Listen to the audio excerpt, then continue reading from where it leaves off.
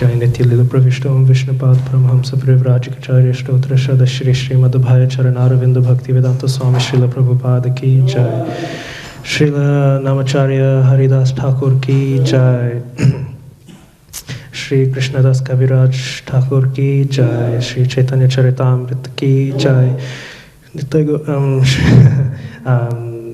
Ananta Koti Vaishnav Vrinda Ki Jai Jai Gaura Premanande Hari Hari Bo Vishnu Padai Krishna Vishnu Padai Shivade Radha Govinda Goswami Dinamini Namaste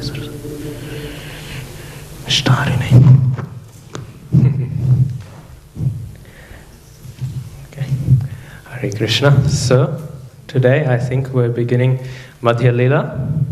So we finished the Adi Lila. I remember when I first read Adi Lila, I was very excited because obviously I was growing up hearing all the pastimes of Chaitanya Mahaprabhu and all, and when I opened it up I thought, wow, you know, Chand Kazi, I'm going to hear all these things. And then I read the first chapter waiting for Chand Kazi to appear, and then he did not appear, and I read lots of nice philosophy. But then I thought, okay, next chapter, now we'll get Chand Kazi, we'll get appearance pastimes. And then the second chapter finished and I read lots of nice philosophy, but then again, no Chand Kazi. And then I did again for the third chapter, and the fourth chapter, and the fifth chapter. And then I kept on going, and I was learning lots of nice philosophy, misunderstanding most of it, but I was still being accustomed to it. But still, I was thinking, when will Chand Kazi come? When will all these sweet pastimes come? And as I kept on going through, eventually, for the last few chapters, I thought, finally, here we are having some pastimes, and it went so quickly through. So these first few pastimes, in Adi Lila in many ways, it is establishing the groundwork for the pastimes that Madhya Lila, in most intents, tries to dive into. Because I was waiting so eagerly in Adi Lila for all of these pastimes. But actually, the earlier pastimes of Chaitanya Mahaprabhu's life are not the focal point of Caitanya Caritamrita. So because of this, I was getting very excited for something, and then very quickly, as we just finished the last few chapters of Adi Lila, so many pastimes that Chaitanya Bhagavat spends so much time going through are so quickly passed through. So because of that, I was a bit confused. But then, when I got into Madhya Lila, it became more apparent. Because Madhya Lila begins in chapter 1, as everyone here knows, it begins with a very nice summary of the whole remaining parts. Because as we know, there are the two sections of Mahaprabhu's life. There's the Adi Lila, the first 24 years, and then there's the Shesha Lila, which is the last 24 years after sannyas. So I thought I'll write up, because actually this division comes from the first chapter of Madhya Lila. Because Krishnadas Kaviraj Thakur, as inconceivable as it is to us, he was in an anxiety whether he will be able to complete his study of Chaitanya Mahaprabhu's life. So in this first chapter, there is a condensation of the entire pastimes which Krishnadas Kaviraj Thakur would like to elaborate on. And in one text, in this first chapter, he describes there are the two main divisions.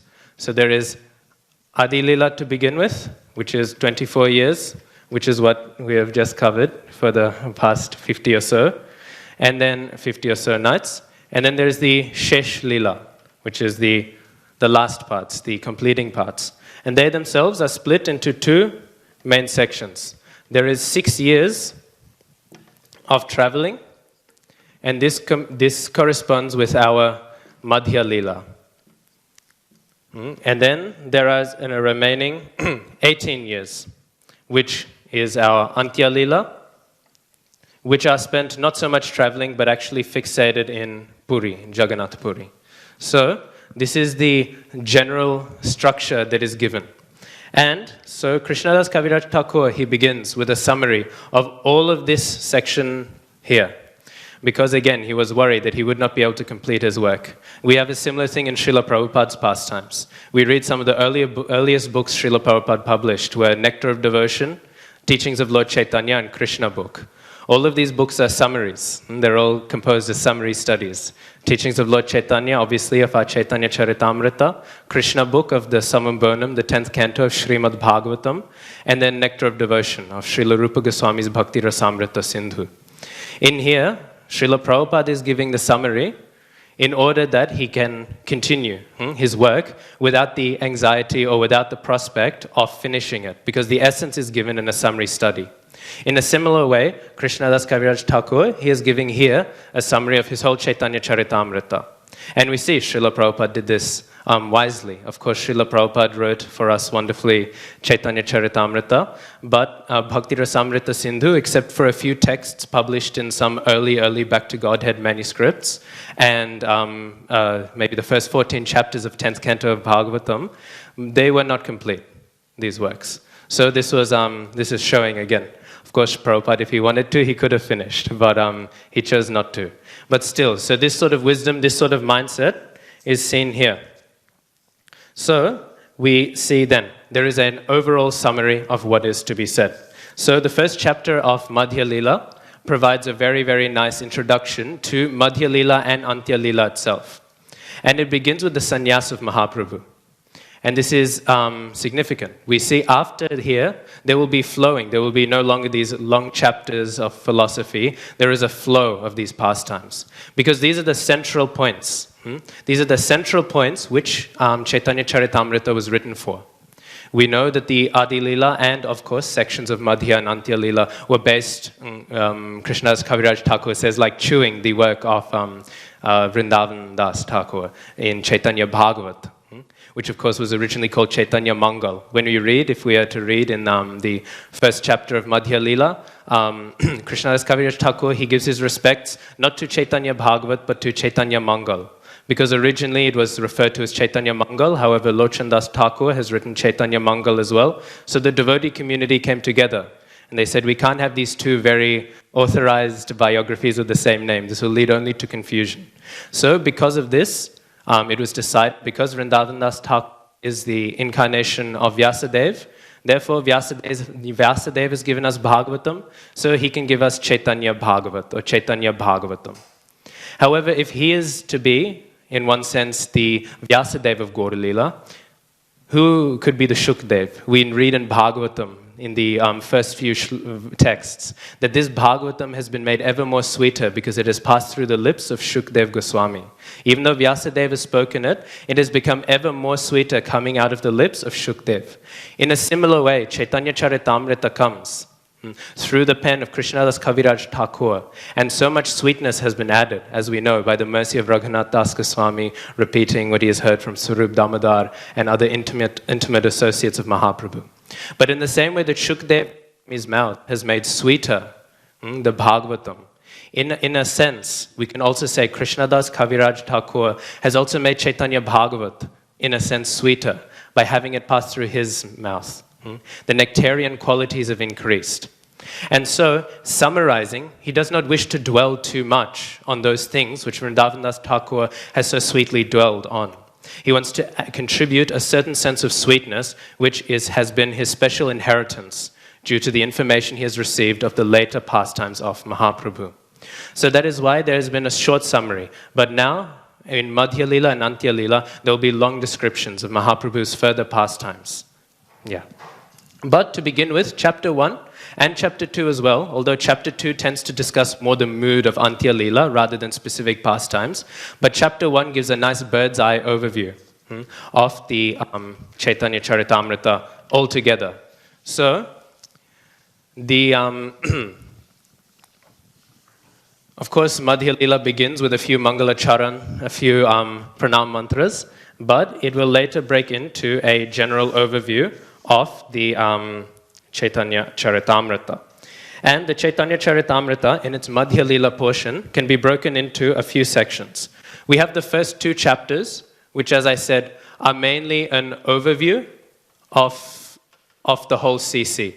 So in here we will have my messy handwriting, but we will have an overview of all of Madhya and Antya Lilas, and then as well, again, the second chapter dives very deeply into the mood of the Antya Lila. Again, the sweetness and the internal purports of Mahaprabhu's pastimes are the special contribution of Caitanya Caritamrita.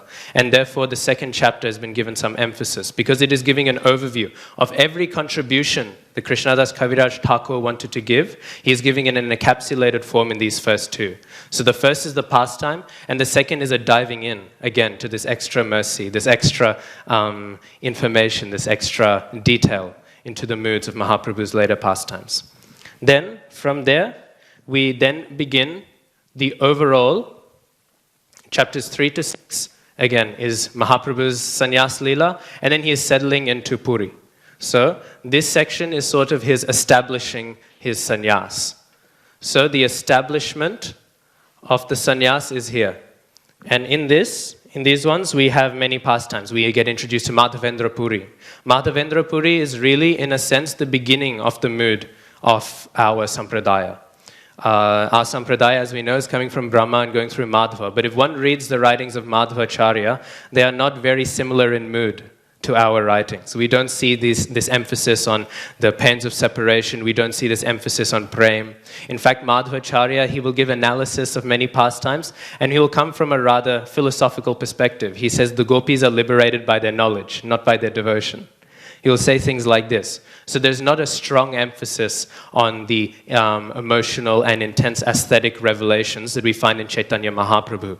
However, in order to make his advent and his preaching to be potent, to have a welcoming environment, in order for that preaching to occur, Madhavendra Puri was sent first in order that this mood may be manifest. And we will learn a lot about him in chapters 3 to 6, as well as other pastimes like Shakshi Gopal and the Danda Bhanga, the breaking of Mahaprabhu's Eka Danda, because he took Mayavad Sannyas, breaking into 3, signifying many things. These are very deep pastimes. We will hear all of these sort of things in chapters 3 to 6. Then, after that, there is 7 to 10. 7 to 10 is rather interesting. 7 to 10 is the famous South India tour. The South India tour is Mahaprabhu. He does a journey. He does a preaching journey. Here we talk a lot about the internal and external reasons. Adi Lila has gone into lots of detail into these internal and external reasons. The internal reason is manifest in Madhya Lila, but comes out very strongly in Antya Lila. In Madhya Lila, especially in chapters 7 to 10, the South India tour, but also in the preaching throughout, this external reason, the preaching of Raja Bhakti, the preaching of the Kali Yuga, Yuga Dharma, all these sort of things, they are coming through. So in the South India tour of chapters 7 to 10, we find Mahaprabhu is engaging with many different religious groups of the time. We'll find debates with Buddhists, always debates with Mayavadis. We'll find discussions with members of many other sampradayas. Obviously, South India is predominated very largely by the followers of Madhvacharya, namely the Tattvavadis, which are named in the same way. We say Mayavadi is because they are thinking always everything is Maya. So the Tattvavadis are so obsessed with the fine points of philosophy that it's said they obsess only over Tattva. So that's why they're given the name Tattvavadi. So Mahaprabhu is engaging with the Tattvavadis, who are the followers of Madhvacharya, stemming off from another line. We'll find lots of engagement with the Lakshmi Narayan worship, which is very prominent in South India. And we'll see Mahaprabhu is obviously glorifying the supreme final conclusions in all those situations. All of these philosophies are refuted. They are explained maybe to be incomplete visions of a complete truth, or are shown to be completely nonsense, as in the case of the Mayavad and Buddhist schools. So we have these things are happening. Then, in chapters 11 to 15, in many ways, this is the focal point, and I will come to that later if I have time. I'm not sure how much time I will take, but 11 to 15 is the focal point of Madhya Lila, because in this section here, there is a hint, there is a taste of the Antya Lila. So it is given a very large prominence. Krishnadas Kaviraj Thakur, in his summary, he summarizes all of the pastimes in chronological order. The pastime only that he puts out of this order is the Ratha Yatra pastimes, which is what are happening here. These pastimes, he has put at the beginning. He has put at the beginning of his summary, because they take a very prominent place. They take a very prominent position. In a sense, we know in Bhagavatam, in 10th canto, there are the 3 main stages of rasas that Krishna's Leelas pass through. They begin in Vatsalya Ras, obviously as a small child. Then it goes into Sakhya Ras, he is playing with his friends. And then the Madhurya Rasa is there. There's a sort of development into these three. However, there are hints of the Madhurya Rasa and all the other rasas in all the other pastimes as well. It is not necessarily that it is only Vatsalya Rasa being present in the first few years of Krishna's life, or that in the Sakhya Rasa era, there is no hint at all of Madhurya Rasa at all. It is described by the six Goswamis in the middle period, in Sakhya Rasa. Krishna begins to see that there is this Srimati Radharani, there are these gopis, and he's saying, I feel a little different towards them than I feel with my cowherd friends. The Sakhas, I feel a little bit different reciprocally with them than I feel with the Sakhis. Again, it is not the full-blown Madhurya Ras, but it is a taste of it present within the Sakhya Ras period. Also, in the Vatsalya Ras period, we know the famous pastime. That Srimati Radharani, she is born blind. She is born unable to see. When she is born, Vrishabhanu, he finds her, and he is taking her in because he takes, what a beautiful girl, so sweet.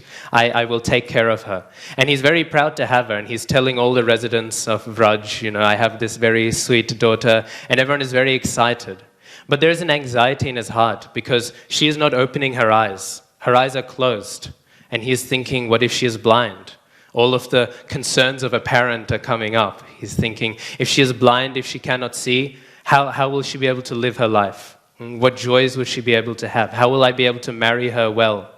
All of these concerns we're having. But he wasn't too worried, but it was starting to grow, this concern, because she would not open her eyes. And then, of course, when there's a new child, it is custom everywhere. Not custom, it's almost a spontaneous response that everyone's neighbors and family, friends, they want to see the child. So all the different denizens of Vrindavan, they came to the house to see this sweet girl, Radha, Radharani. So they went to see her. And eventually, as they were going along, Nanda Baba and Jashoda Ma, along with their little toddler Krishna, they came to visit as well. And what happened was, her eyes were closed the whole time. But Krishna came and he saw this very sweet child, and very innocently he just thought, what a fulgent look, how sweet is this little baby. And Krishna crawled over. And at the moment that Krishna crawled over and he looked at her because he wanted to see what is the face of this child, at that moment her eyes opened. And at that moment she saw Krishna. The reason for this pastime is a bit tangential, but it is said that before the Advent in Golok Vrindavan, when Radha and Krishna was saying, it's that time in this day of Brahma, I will advent. And then Radharani, she was saying, I'm fine. Wherever you go, I will go too. However, this world, this material world, is so known as such a terrible place. It is so scary. Everywhere, all these other men and people there, and they are also repulsive. They are so filled with their false conceptions of things. They're inside and outside, they are revolting. How can the beauty of anyone in this material world compare to the beauty of the people in the spiritual world? And even more so, how can the internal qualities of anyone truly in the material world compare to the beautiful internal qualities of those in the spiritual world? So Krishna says, I have a little trick up my sleeve called, Yoga Maya. The pastimes will manifest in a way that this is not a problem. Because Radharani, she says, whenever I see you, 1 second seems, 1 million years pass like 1 second. But when I am not seeing you, then 1 second passes like 1 million years. So Krishna allowed this pastime to happen so that this worry of Radharani's would be quelled. So he did not want to cause unnecessary pain in the manifestation of this pastime. But here then, even though it is not full-blown Madhurya Ras, this is very much a sort of bleeding in of these things.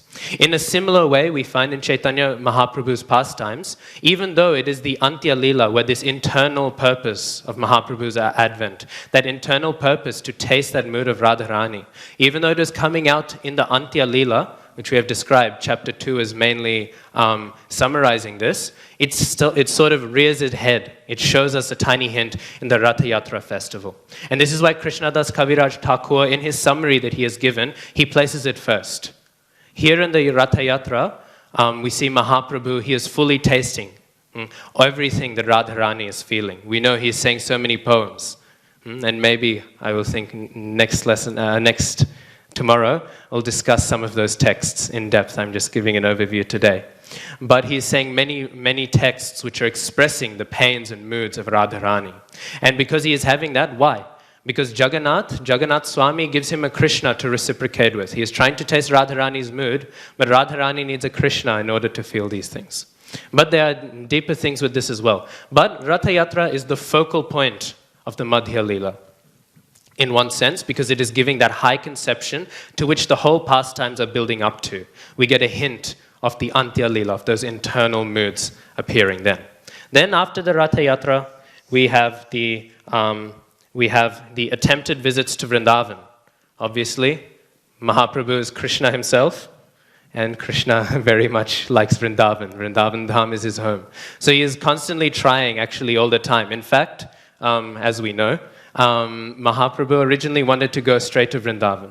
But out of Sachimata's concern, she asked him to compromise and to at least stay in Puri Dham. So this happens. So 16 to 18 then are the journeys to Vrindavan. At least, well, there's a few journeys because they fail a few times. But eventually Mahaprabhu reaches there. And then for the final section, we have chapters 19 to 25 of Madhya Lila. And these ones are, in many ways, you could say, the teachings of Lord Chaitanya. When Srila Prabhupada has his book, Teachings of Lord Chaitanya, which is the summary study of Caitanya Caritamrita, most of the focus is going to these sections here. Because in here, we have mainly the teachings of Rupa Goswami and Sanatan Goswami. At the very end, Prakashananda also has some education and so on and so forth, but the main discourses are Mahaprabhu explaining the philosophy to Rupa and Sanatan. Because Mahaprabhu himself, we know, has not given much literary or philosophical contribution in the sense of a condensed form. Rather, he left that seva for the 6 Goswamis and his other associates. So here he is giving the root of these teachings. And this section is also rather significant for some other reason. I will have time to get into it. And then at the very end, Mahaprabhu returns to Puri, and then in the Gambhira mainly, which will be discussed later, is where the Antya Lilas happen, and the pains of separation are most fully tasted. So this section here is rather interesting. The teachings to Rupa and Sanatan. And also, in a sense, the teachings in the 8th chapter, which are the teachings to Rai Ramananda, the very famous Rai Ramananda Samvad, which is, in many ways, can be considered the sequel to the Bhagavad Gita, and the final sequel. Sometimes people will say Bhagavatam is the sequel to Bhagavad Gita. But Rai Ramananda Samvad builds even on top of Bhagavatam, in a sense. It is drawing out conclusions. At its very end, and when we get to it, then we will hear more about it, but at its very end, in fact, it cannot be completed even on Shastric conclusions. The Shastra is building up to it, but the final revelations are so internal, so deep, that they must be experienced by the pure devotee only. So it is giving the final and highest conclusions of all Shastra. And why? Because it is said the father of Rai Ramananda is said to be Pandu, coming again. And Rai Ramananda himself is said to be Arjun. Sri Krishna Chaitanya Mahaprabhu is, of course, Krishna himself. And Samvad is one of the main forms of dialogue and one of the most popular forms of dialogue in Vedic society. It means conversation. We know there's that famous Bhagavad Gita, chapter 18, text 70, talks about how one can worship the Supreme Lord through the yagya of studying this text, this conversation, this Samvad of the Bhagavad Gita. The Samvad is the conversational style. We also find it in Bhagavatam. Constantly, we'll hear pastimes in Bhagavatam and they're interrupted by Sutta Goswami asks, or Parikshit Maharaj asks this, or Yudhishthir Maharaj asks this, and then it is all being explained. Maitreya Muni explains this. All these things are in here. This is a samvad, it is a conversation. So this is that genre which Bhagavad Gita is having. But there is a specific samvad between Arjuna and Krishna, and that is Bhagavad Gita. Rai Ramananda Samvad is the re-meeting of that samvad. It is a continuation. And in fact, they will discuss, we all know, the final conclusion of Bhagavad Gita is Sarva Dharman Parityajya Mamekam Sharanam Vraja.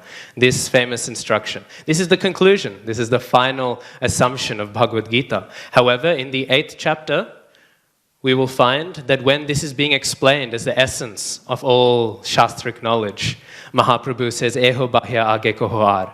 This is external, go deeper. And this is how we know that final conclusion of Bhagavad Gita is the beginning point. It is the ending of Bhagavad Gita is the beginning of the Samvad of Rai Ramananda and Sri Krishna Chaitanya Mahaprabhu. So we will see here, this is one great philosophical section.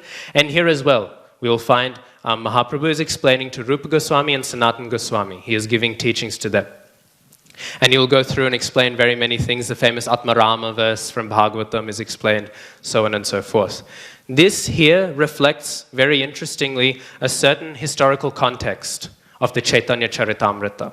At the time the Caitanya Caritamrita was being written, there was a slow divide being made. Not necessarily an aggressive political one, but there was noticed by the devotee community that the communities in Bengal and the communities in Vrindavan were seeming to move apart in mood. They were seeming to naturally become two separate movements. The movement in Bengal was very focused on bhajans in Bengali, glorifying Sri Chaitanya Mahaprabhu, all these things. Whereas in Vrindavan, there was a strong emphasis on Sanskrit and philosophy and Radha Krishna pastimes. These were the two main things. And we can see this if we ever see, whenever Prabhupada is quoting the six Goswamis, 9 out of 10 times, maybe even 9.5 out of 10 times, it's discussing something about Radha and Krishna, because they were predominantly in that mood in Vrindavan, which was, of course, at that point not divergent. So after the succeeding generations, because as we know, Krishnadas Kaviraj Thakur was not a direct associate of Mahaprabhu. After the preceding generations happened, this divide was growing. And there was many things the devotees did to address this. The two main ones were the festival in Keturi, where the whole devotee community was drawn together under the presided over by Jannava Mata, and all the issues which had, the small tiny issues, no major controversies, which had arisen were ironed out so that the community could come together. And the other thing that was done was the writing of the Caitanya Caritamrita. Because in the writing of the Caitanya Caritamrita, before then, there had been around 6 prominent biographies of Chaitanya Mahaprabhu. 3 were in Bengali and 3 were in Sanskrit. The 3 in Bengali, obviously, the Bengali wing was very fond of. And the 3 in Sanskrit, the Vrindavan wing was very fond of. Krishnadas Kaviraj Thakur was very well educated in both wings, and therefore, with the knowledge that he also had received that extra information of the lifetime of Mahaprabhu from Raghunath Das Goswami, he was seen as very fit to write a text to help bridge this. Because here was a text all the time we will read in Caitanya Caritamrita that this writing of the 6 Goswamis is being quoted, this writing of the 6 Goswamis is being quoted. All these different complex Sanskrit texts, which you won't find so much in the other Bengali biographies, are being quoted. Because this text, this 7th or so, depending on how you count it, this 7th biography of Mahaprabhu here is bridging those two worlds. And so it is representing the unity of the fullness of our philosophy. Both wings, both moods, both aspects are not contradictory, but both need emphasis. And both coming together, we find the Caitanya Caritamrita. And this comes across very strongly in these chapters. They are very intensely philosophical. They're probably, I'd say, of all of Prabhupada's books, some of the most complex philosophy ever will be found in these chapters here, the teachings to Rupa and Sanatan Goswami. So this reflects the certain context of the Caitanya Caritamrita.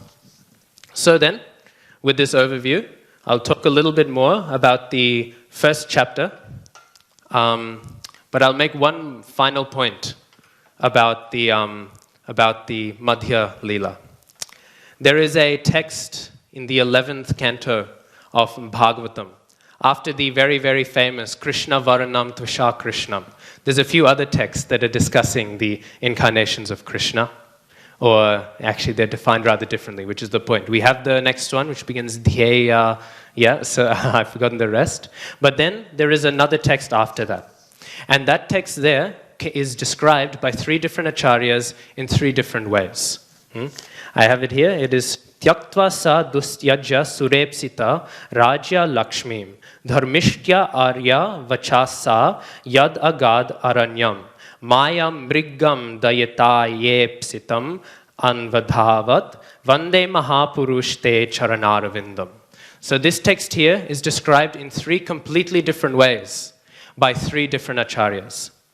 In one way, it is described as a description of Krishna, because it is saying Krishna, there's a description of Rajya Lakshmi, to be betrothed, to be married to Lakshmi. And this is representing the Dwarka mood of Krishna, who is married to a goddess of fortune. There is opulence in this marriage.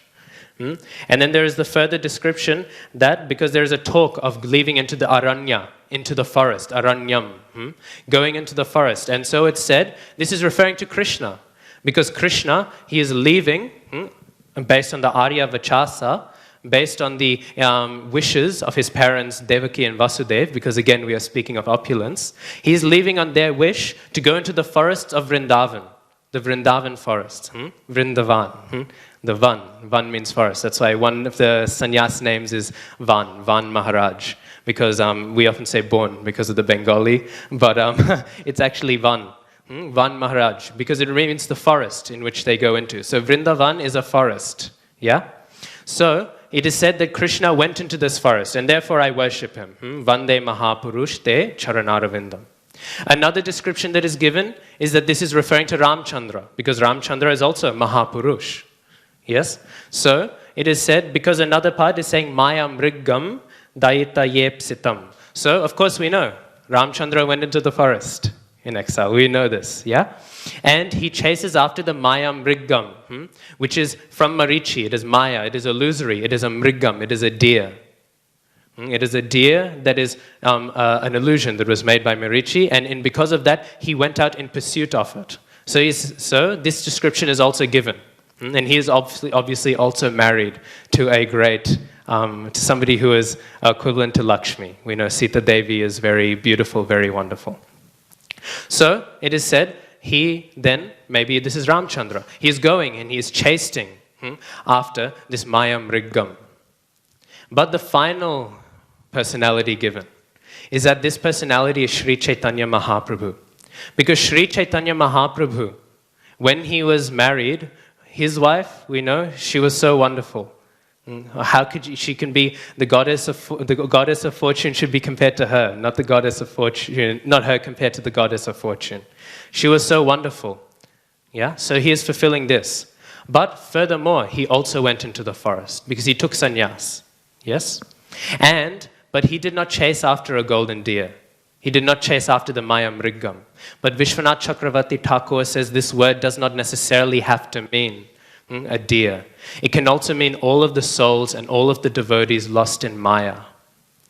So in the same way that Ramchandra went out in pursuit of that golden, beautiful deer, in the same way that he went out in that search, in that quest to find him, in the same way, Sri Krishna Chaitanya Mahaprabhu has gone out. And in these travels in Madhya Lila, especially, we see there's a whole tour going all around South India like that. This is all like the searching of Ramchandra, going so strongly after that golden deer. Sri Krishna Chaitanya Mahaprabhu is going after his devotees, and he is finding them. Obviously, we know so many devotees are found in Navadvip, but we find here Rup Goswami, Rupa Manjari, we find Rai Ramananda. All of these personalities, they are there. These are devotees from the spiritual world, from Goloka Vrindavan. And Mahaprabhu, he is finding them because he is searching for them. But not only is he searching for his devotees. That is one purpose. And as we know, not only is it the liberated devotees, but by his mercy, we are still in Mahaprabhu Lila, in a sense. We are participating in that Sankirtan which he started. So it is also then the conditioned souls who he is also searching for, to take them and to return them. He is searching again, longing out with that same intensity to try and find these lost souls. But there is an extra dimension to it, because Dayita Yepsitam. This text here can also mean to search for the beloved. It is not only a search, as the external reason is, to give Vraja Bhakti, but also for that internal purpose, to taste that Vraja Bhakti. These journeys, these travels, are not only done to find and liberate the devotees, but also for Krishna Chaitanya Mahaprabhu to find himself. Taking the mood of someone else, this whole journey, Madhya Lila, this whole traveling. In Antya Lila he finds it, but in Madhya Lila we see the travels, the journey, the search, where Krishna himself is trying to find Krishna, taking on the mood of Radharani. So this search he is taking with such an intensity. Again, in the same way that Ramchandra went after that deer, in that same way he is searching after these two things. This is the search of Madhya Lila. Madhya Lila is that journey towards the conclusion, eventually, when Antya Lila is reached. Okay, I have time. So I'll go over the first chapter of Madhya Lila. It is broken up into a few sections. It begins with a Mangalacharan. So the first 1 to 7 verses are a Mangalacharan. Yeah? So these are auspicious verses. We have heard many auspicious verses in the Adi Lila, and most of these are repeating those. Most of 2 of these are new, but the rest are coming from Adi Lila. I'll go into these later. These are very sweet. If people want pranam mantras, I often think, or any mantras to say and worship, any sweet ones, Caitanya Caritamrita is very sweet. Every chapter is beginning with one and it is ending with some. So there's so many various ones, and they're all very sweet. So the first 7 are there. They are glorifying, of course, Mahaprabhu, Nityananda, Prabhu, and the Madan Mohan, Govinda ji, and Gopinath ji, the presiding deities over Sambandha, Abhidheya, Prayojana. But I'm sure this has all been covered in Adi Lila anyways. So that, just a brief description of that. And then, and then in texts 8 to 14, there is the description of the position of Vrindavan Das Thakur and the Chaitanya Mangal, of course, which we now call the Chaitanya Bhagavat. So here we have the descriptions of Chaitanya Bhagavat.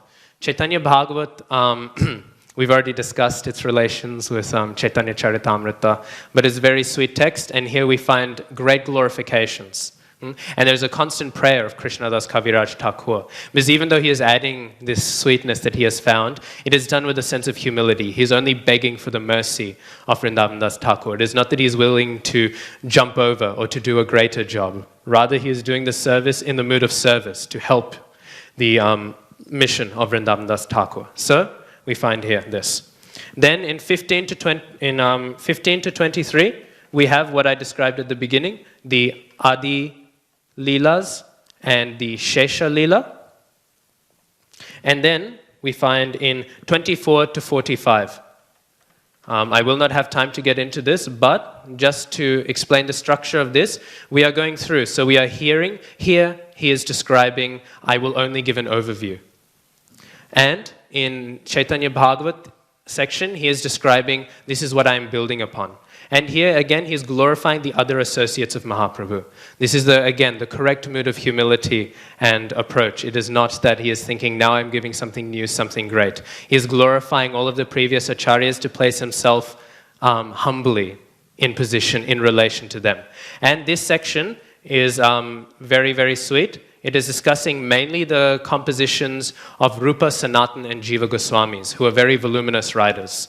Their writings are a great bedrock of philosophy, of rasa, of all sorts of things. And we'll go into those another time. This will probably take a whole night to describe this section. Prabhupada gives such wonderful purports here, describing a breakdown of all of these various texts.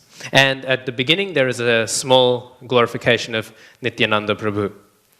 Okay, so then after that, then we have what I was saying before. From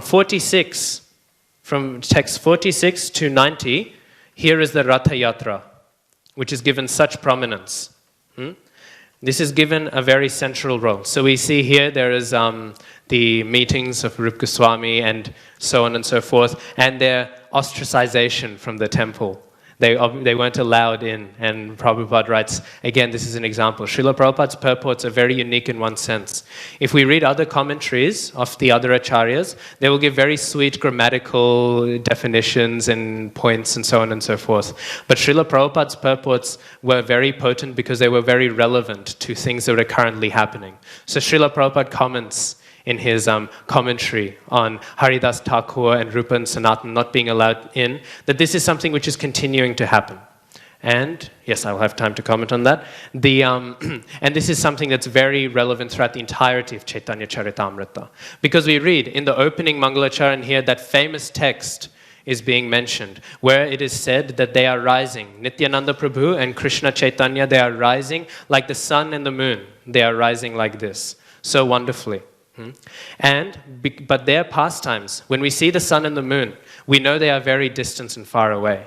But the unique thing about the pastimes of Caitanya Caritamrita, of the pastimes of Chaitanya Mahaprabhu, is that they are much, much more relevant, in a sense, to us in today's life. When we read Bhagavatam, we are hearing descriptions of many different yugas, many different dharmas. We are hearing of brahmacharis who are using deer skin and all sorts of other things which aren't necessarily as, even though they are sweet and all, they aren't necessarily as relevant to today's existence. So these are also beautiful stars, beautiful suns. We're seeing so many wonderful descriptions. But when we see the sun and the moon of Sri Krishna Chaitanya Mahaprabhu and Nityananda Prabhu, it is to be thought of in the same way that when we see the sun and the moon in the sky today, we see that, and we see that it is far away from us, and we can enjoy it. We can say that it is beautiful. We are not that sun and the moon, but we are also still part of that solar system. We are still part of that planetary system which involves them, because we are still part of that Sankirtan, that Prema Sankirtan movement that Mahaprabhu and Nityananda Prabhu came to give. We are still one in that movement. These pastimes that were begun there are still continuing. And so they are showing all of these things. Prabhupada's commentaries, which seek to so practically apply all things, are so much more practically available with so much content, because here we are finding, only 500 years ago, we are finding a description, again, of that same dharma, of that same sadhana that we are practicing today. So even though we are seeing so far away, and we are not thinking that we are Chaitanya Mahaprabhu, we are not thinking that we are Nityananda Prabhu, we are still part of that same system, that same planetary system of which they are the sun and the moon of. And therefore we are connected. We are part of the flow of the Caitanya Caritamrita. We are continuing on the pastimes, in a sense. Whereas in Bhagavatam, sometimes they might feel a slight disconnect. This disconnect does not exist with Caitanya Caritamrita, because it is, again, such a thorough description of that which we are participating in. So we hear many things here, but the focal point is Ratha Yatra. Yeah, and then we will hear descriptions of the verses being spoken, so on and so forth. And then at the very end, we have a very nice description of the Madhya and Antya Lilas. It's essentially the rest of the first chapter. So this is verses 91 to 287. Texts 91 to 248 describe the Madhya Lila, and 249 to 287 follow the Antya Lila. So this is the overview of the whole first chapter. So we will go over, I think, for the next few days. We've sort of covered the overviews. We won't touch the overview of the Antya Lila yet. I'll touch that before going into the second chapter, because it flows in really well. We've covered the Madhya Lila, we've covered some of the Ratha Yatra, but we will cover more deeply their verses. We will cover the significance of why the specific Mangalacharan texts were chosen, and then we will go into the Goswami Granthas, and then we will go into chapter 2. I think that's time up. Okay, thank you. Hare Krishna. Gaura Bhakta Vrinda ki jai. Namo Vishnu Padaya.